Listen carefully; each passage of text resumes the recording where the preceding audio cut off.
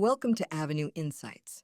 Information relating to investment approaches or individual investments should not be construed as advice or endorsement. Any views expressed in this podcast are based on information available at the time and are subject to change without notice. Welcome to Avenue's 2025 Q2 update.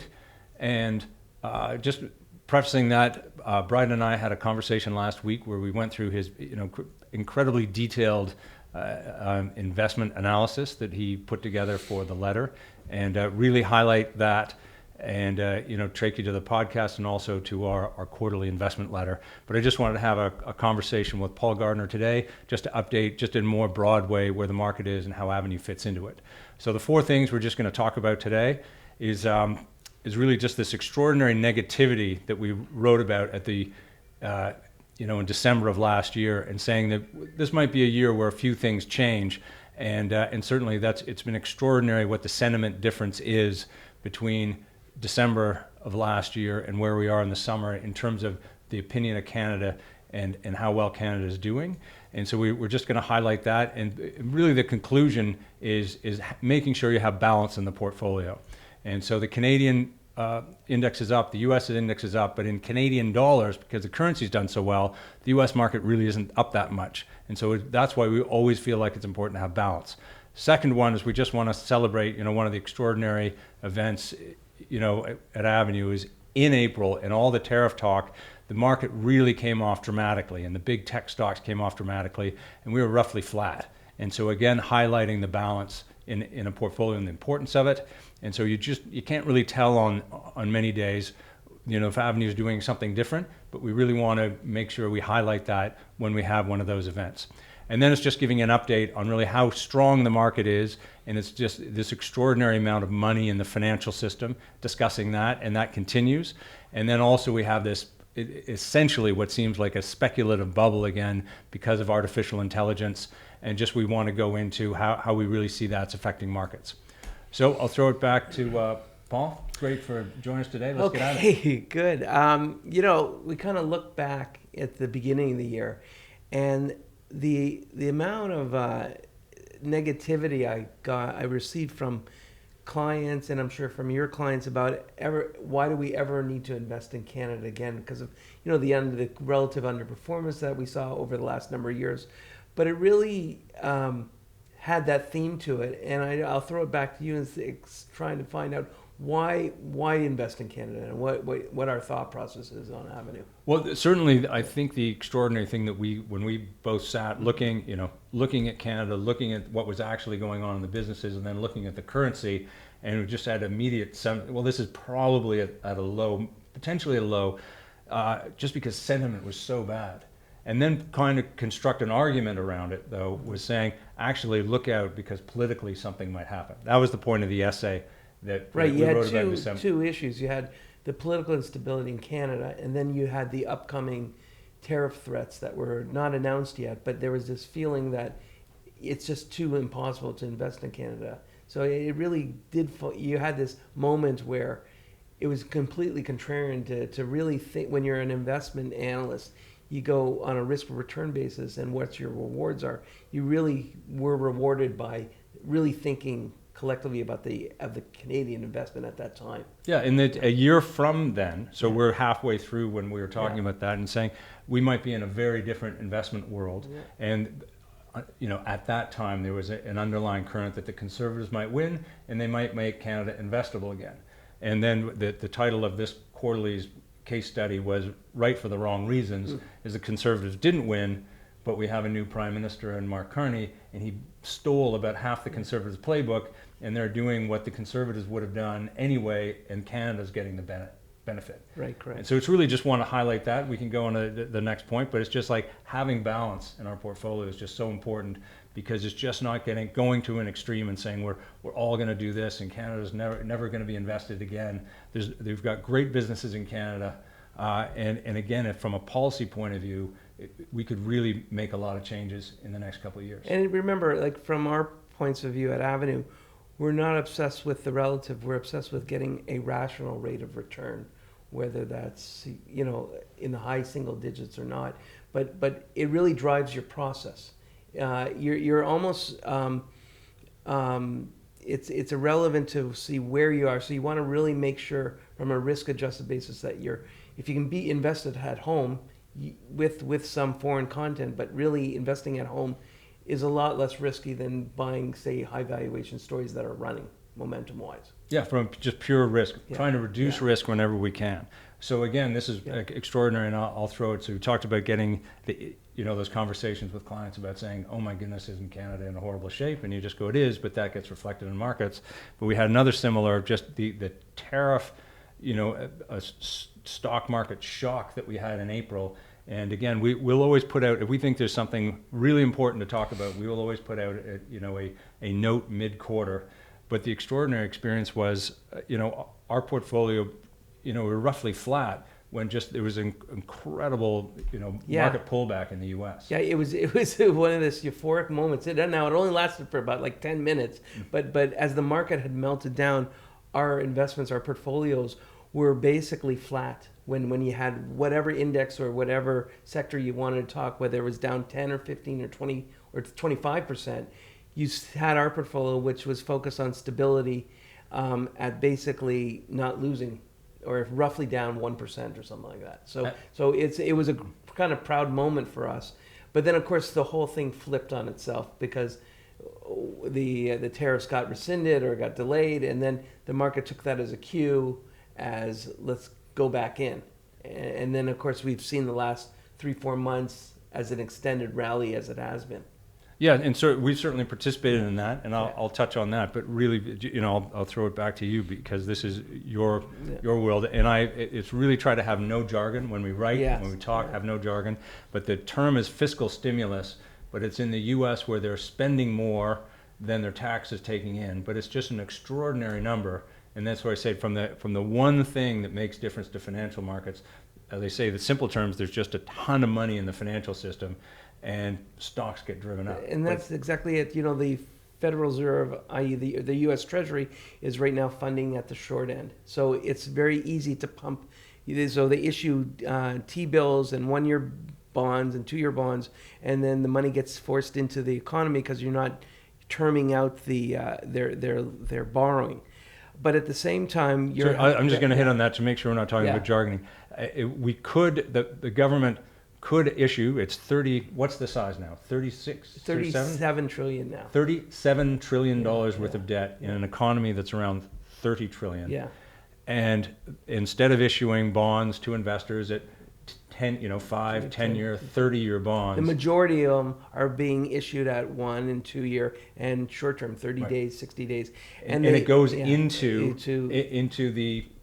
the banking system, right? And then the banking system uses it money to lend. So it's a very clever way, and the acronym ATI, Activist Treasury Issuance, and it's all new. I said, Yellen started it, and then our new Scott Bassett, is continuing it. Right. But the biggest overall sectoral structural problem is you're still dealing at a $3 trillion deficit in a very good economy and a low unemployment scenario, and inflation has come down, considerably. The problem is there's a lot of numbers, mathematics, where you reach a certain point and your interest expenses, what the Federal Reserve or what the Treasury is paying as interest expense to the economy is will overwhelm the system. Right now, it's close to the military budget of the U.S., or even if it exceeds that. Right. The trajectory over about $1 trillion in trajectories is going to go over $1 trillion. The trajectory just goes higher and higher, and it's not if, it's when, and that's the biggest problem for analysts, for portfolio managers, is can you put a pin in it?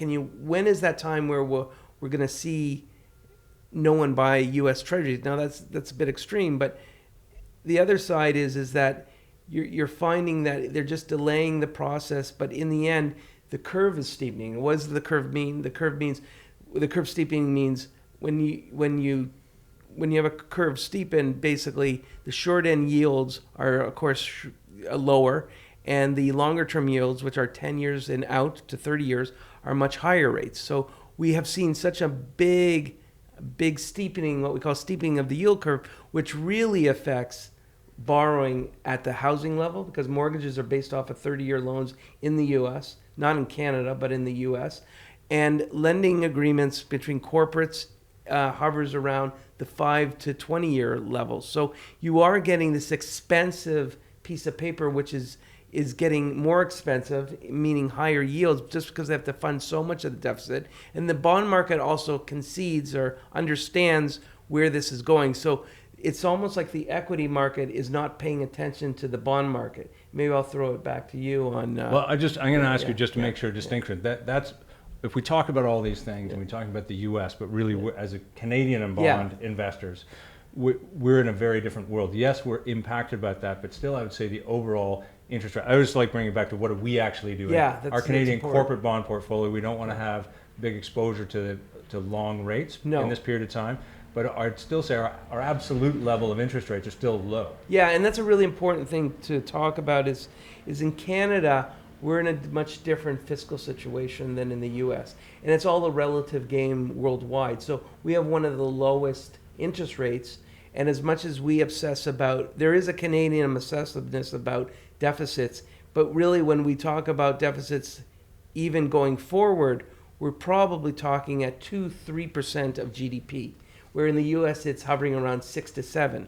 And that can only work for so long. So going back to the strategy of our portfolio on the bond side is we knew or felt very strongly that the curve would steepen. So we really put a lot of our exposure majority of our exposure between 1 to 5 years, which really didn't affect us. And that's why we're up on the year for the bond market in a market that's not really that great in the bond market, because long-term rates are going up, and we don't want to be at this moment exposed to that.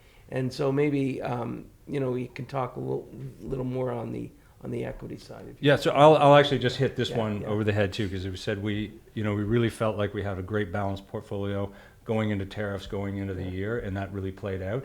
And now we're up on the year, and I would always like to highlight this. So yes, there's always in financial markets you can look at and say, okay, these things that could happen or could go wrong, but we're still trying to own these great businesses, own them for the long term, and certainly you can have financial setbacks, but it's extraordinary today. We've got roughly 40 investments, and as I was looking through this morning, just even getting ready for this conversation, we have 14 of our investments at new highs, at least in the last 48 hours, and a couple within the last week. But from gold, Wheaton, precious metals, and Osisko royalties are new high. In real estate, even you've noticed it having troubles, but Choice Real Estate is at a new, made a new high. In infrastructure, Gibson made a new high. Industrials, MCOR, Toromont, and Core and Main all made new highs. Healthcare, Cencora and MedPace. Consumers, AutoZone and Tractor Supply. And in financials, National Bank, Royal Bank, and Definity all made new highs. And so I think it's just, quite often we don't talk about individual stocks or get excited about it, because as we know, you can get excited about something and then the market comes and bites you. Yeah. But it's really just to emphasize, like, we own these businesses are doing well. And as we sit here today, we're at all-time highs on a number of our investments. Right. No, that's a good point. Maybe we can shift it just because of time. There is this theme going on for the last 6 months to year, and we all know the term AI. And maybe we can talk a little bit about what that actually means and how it affects the stock market, and maybe talk about just some either opportunities or not opportunities in that space. Because it's very complicated at the most basic level, and it's complicated at the most advanced level.